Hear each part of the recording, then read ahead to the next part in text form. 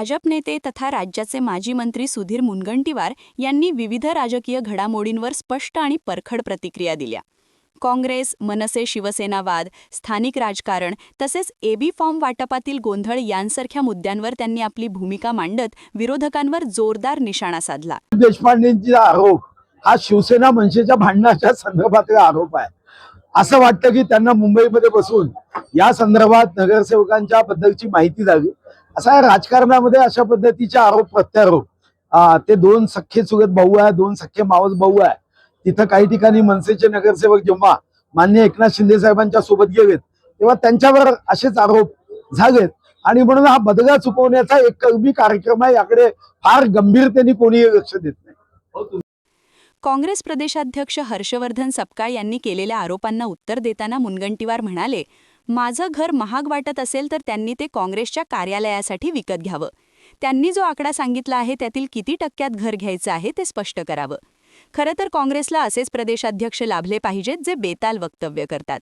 यासोबतच त्यांनी सपकाळांना खुले आव्हान देत तुम्ही कितीला घर विकत घेता ते सांगा, तेवढाच मला फायदा होईल असा टोला लगावला.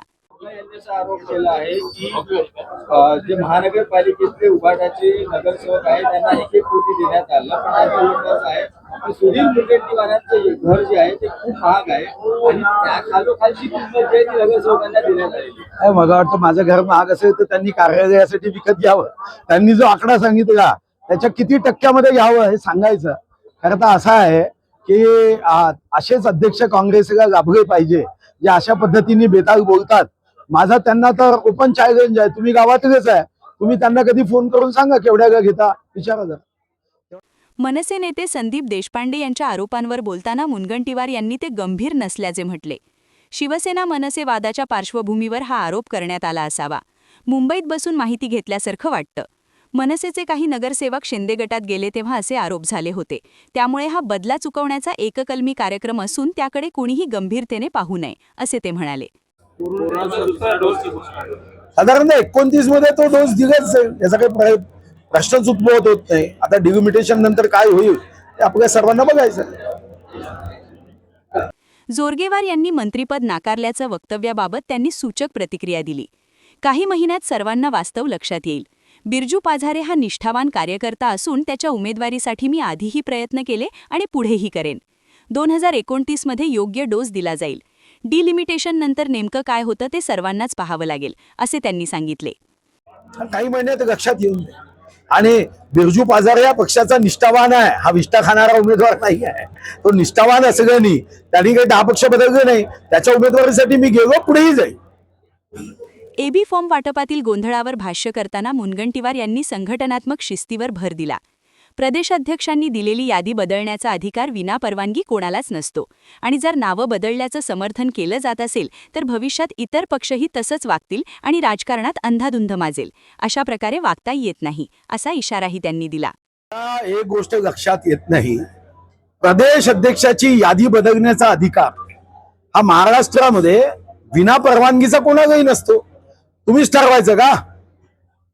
उद्या एबी फॉर्म हा पक्षांनी चंदा द्यायला यादी केली, आपल्याला ठरवण्याचा अधिकार नाही आहे. पक्षाकडून तशी अनुमती घ्यावी लागते आणि समर्थन केलं जात आहे की हो आम्ही बदललं, तर निश्चितपणे भविष्यात मग या गोष्टीच्या संदर्भामध्ये इतर पक्षाचे नेते पदाधिकारी जर तसे वागले तर मग मात्र पक्षामध्ये मोठी अंधाधुंद होणार आहे.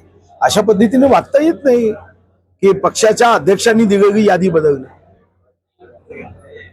क्या आप भी चाहते हैं जटिल रोगों पर विशेष रूप से आयुर्वेदिक उपचार? तो मिलिए 77 वर्षों से आयुर्वेद सेवा में लगी हुई शिवशंकर आयुर्वेदिक एजेंसी, अनुभवी वैद्य डॉक्टर, सभी प्रसिद्ध कंपनियों की दवाइयाँ और सभी प्रकार की जड़ी बूटियों और रोग प्रतिकारक शक्ति बढ़ाने के लिए कई प्रकार की दवाइयाँ प्राप्त करने का एकमात्र विश्वसनीय स्थान. हमारे यहाँ सभी प्रतिष्ठित कंपनियों की दवाइयाँ उपलब्ध है. समय सुबह 10 बजे से रात 9 बजे तक. तो फिर इंतजार किस बात का?